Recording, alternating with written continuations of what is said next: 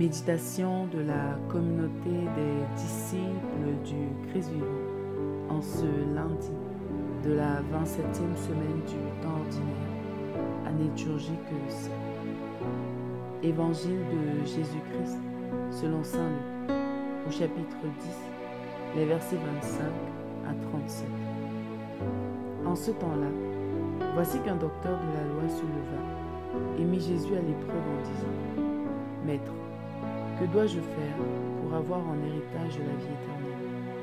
Jésus lui demanda dans la loi : « Qu'y a-t-il d'écrit et comment lis-tu » L'autre répondit : « Tu aimeras le Seigneur ton Dieu de tout ton cœur, de toute ton âme, de toute ta force et de toute ton intelligence, et ton prochain comme toi-même. » Jésus lui dit : « Tu as répondu correctement, fais ainsi et tu vivras. » Mais lui, voulant se justifier, dit à Jésus : « Et qui est mon prochain ?» Jésus reprit la parole. Un homme descendait de Jérusalem à Jéricho, et il tomba sur des bandits. Ceux-ci, après l'avoir dépouillé et roué de coups, s'en allèrent, le laissant à moitié mort. Par hasard, un prêtre descendait par ce chemin. Il le vit et passa de l'autre côté. De même, un lévite arriva à cet endroit. Il le vit et passa de l'autre côté. Mais un samaritain, qui était en route, arriva près de lui. Il le vit et fut saisi de compassion. Il s'approcha et pansa ses blessures en y versant de l'huile et du vin. Puis il le chargea sur sa propre monture, le conduisit dans une auberge et prit soin de lui. Le lendemain, il sortit 2 pièces d'argent et les donna à l'aubergiste en lui disant : « Prends soin de lui. Tout ce que tu auras dépensé en plus, je te le rendrai quand je repasserai. » Lequel des trois, à ton avis, a été le prochain de l'homme tombé aux mains des bandits ? Le docteur de la loi répondit : « Celui qui a fait preuve de pitié envers lui. » Et Jésus lui dit : « Va, et toi aussi, fais de même. » Acclamons la parole de Dieu. Méditation. Frères et sœurs bien-aimés, que le Seigneur nous bénisse en abondance et nous guide dans chaque aspect de notre vie. Maître, que dois-je faire pour avoir en héritage la vie éternelle ? C'est la question que le docteur de la loi pose à Jésus. Cette question, nous aussi, nous nous la posons très souvent. Peut-être parce que nous voulons faire de grandes choses pour le Seigneur, ou simplement parce que nous ne savons pas vraiment quoi faire pour obtenir la vie éternelle. Le Seigneur nous donne une réponse claire dans la péricope de l'Évangile sur laquelle nous méditons aujourd'hui.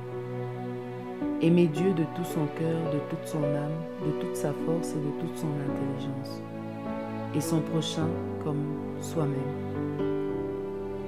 De manière plus simple, le Seigneur nous demande simplement d'aimer. L'essentiel pour le Seigneur, ce n'est pas d'abord ce que nous faisons, mais comment est-ce que nous le faisons. Toutes nos actions, toutes nos paroles et même nos pensées doivent être enracinées dans l'amour. Nous pouvons faire de grandes et de belles choses, mais si ce n'est pas par amour, cela n'a aucune valeur devant notre Seigneur. Et Dieu sait combien d'actions nous posons par intérêt, pour recevoir la reconnaissance des autres, ou encore pour flatter notre ego. Le Seigneur nous appelle à être des hommes et des femmes de cœur, comme le bon Samaritain. Et nous le savons, le cœur est fait pour aimer.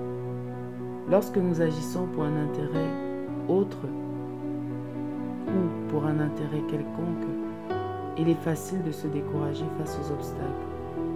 Pourtant, lorsque nous agissons par amour, nous trouvons toujours la force et les moyens d'aller jusqu'au bout dans le Seigneur.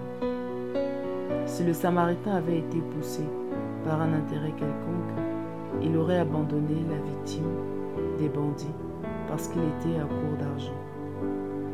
Mais l'amour l'a poussé à aller plus loin, en contractant une dette pour que le bonheur de l'autre soit effectif. La devise de Sainte Thérèse de l'Enfant Jésus trouve tout son sens dans l'attitude de ce Samaritain.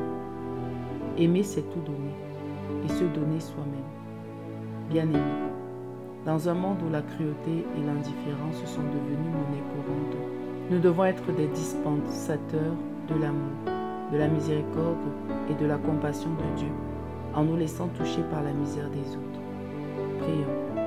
Dieu notre Père, nous te rendons grâce pour toutes les bénédictions dont tu nous combles chaque jour. Donne-nous la grâce de réapprendre à aimer. Fais de nous de véritables amoureux de nos frères et sœurs, afin que leur bien-être et leur bonheur passent avant tout intérêt. Que nous agissions toujours avec amour pour être au cœur de notre monde des témoins de l'amour du Christ. Intercession. Seigneur Jésus, prends pitié de ceux qui ont perdu la sensibilité de leur cœur et qui ne vivent que pour leurs propres intérêts. Rallume en eux le feu de ton amour, afin qu'ils puissent revenir sur le bon chemin et réapprendre à aimer véritablement. Bénis ceux qui font des efforts pour se conformer à ton commandement d'amour. Donne-leur ce dont ils ont besoin pour être et demeurer des dispensateurs de ton amour dans le monde. Maman Marie, prie pour nous. Exercice spirituel. Posant un petit geste par amour pour les autres sans rien attendre en retour.